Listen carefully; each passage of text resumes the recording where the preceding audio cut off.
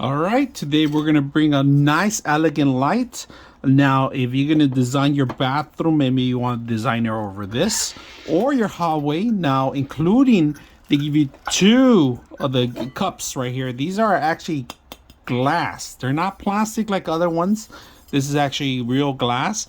It's all frosted in white. All right, so very beautiful, elegant.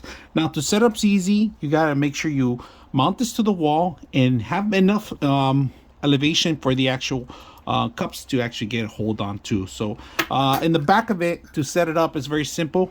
It's ground, hot, and neutral. That's pretty much what it is. All right, so ground, you can always ground in here, and then you got your neutral, and then you got your hot. So very simple. We're gonna set it up now. Either direction, you can set it up facing one way, horizontal or vertical, either way.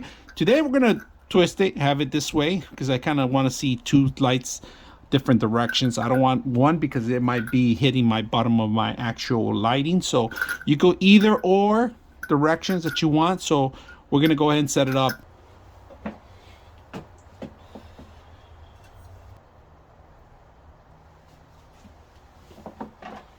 All right, let's take a look at the actual beautiful light. If you guys can see that, it's actually working very well.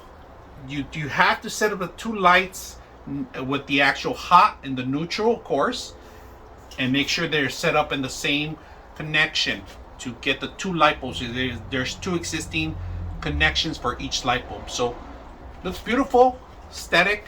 If you guys can notice, you can put them horizontal or vertical, however you like, so they can split beautiful lighting in here. And like I said, this is glass, so it's an indoor fixture. It wouldn't be for outdoors. This is not outdoor graded, but it looks great if you have a bathroom that you want to set up, or by your mirror, or by your entrance. Right now we put in soft lights, but you could bring in your own highlights. 60 watts maximum on a 120 volt connection.